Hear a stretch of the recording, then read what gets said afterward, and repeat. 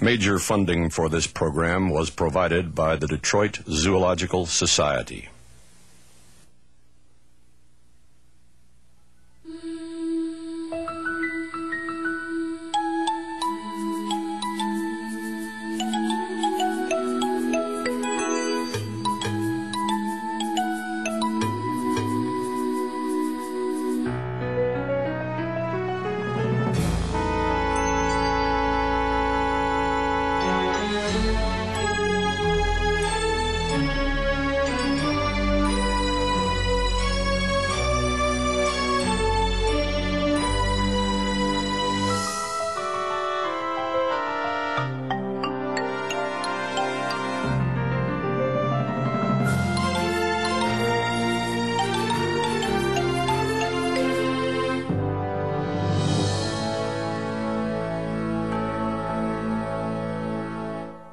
We do not inherit this earth from our parents. We borrow it from our children. The hope for their future lies in the preservation of the wildlife and wild places that still exist. All living things, including humans, are threads in the fragile web of life on Earth. While human populations are expanding, animal and plant populations are not. Thread by thread, the web of survival is unraveling. Sadly, there are species that live nowhere else on Earth but in zoos.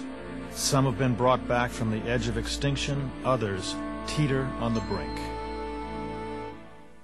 The Detroit Zoological Institute, along with other zoos and aquariums, is taking steps to save the wildlife and the habitats that still survive. Zoos no longer deplete wild populations. In fact, the Detroit Zoo hasn't acquired a wild-caught mammal for a quarter of a century.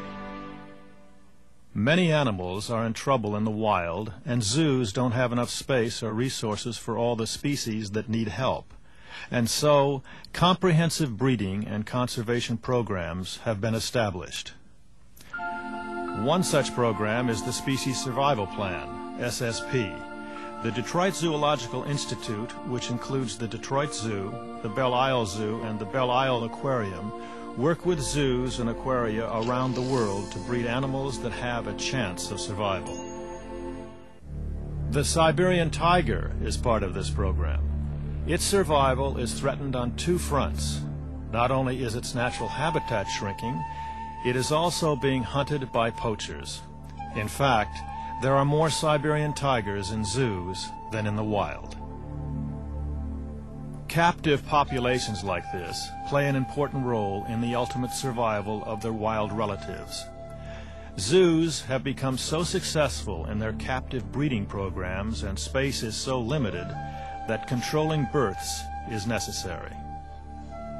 Breeding healthy animals is the foundation for the future of a species. Zoos and aquariums participating in SSP programs work to maintain genetically diverse animals by carefully selecting mates from captive populations. For a long time, Saudi goitered gazelles were imported and indiscriminately bred, creating an unhealthy gene pool. To give the entire species a better chance of survival, the Detroit Zoo staff and scientists at Michigan State University are working to create a stronger, more genetically diverse population. Zoos also have opportunities to save individual animals. These grizzlies would have been destroyed if not for the compassionate efforts of the Detroit Zoo. The bears kept wandering into areas where people lived. 3 times they were returned to the wild, and 3 times they came back. Working with the United States Fish and Wildlife Service, the bears were relocated to their new home at the Detroit Zoo. Sometimes, animals are rescued from the most unlikely places. One of these lions was found in an abandoned building, and the other was on guard duty at a crack house. Many animals here, such as the trumpeter swan, are symbols of hope and rebirth. These once bountiful swans were commercially hunted to extinction in Michigan and reduced to just a scattering across America. The Detroit Zoo, along with the Michigan Department of Natural Resources, is part of an ongoing effort to reintroduce the native swan to the wetlands of Michigan. Over the last few years, more than 100 swans have been released, and for the first time in a century, a trumpeter swan has been hatched in the wild. But as habitats disappear, returning animals to the wild is not always possible. That's what happened to the tiny Partula snail. Although seemingly insignificant by size, when a species like this disappears, other animals that depend on it disappear as well. A few years ago, there were just a handful of these tropical snails left in the world.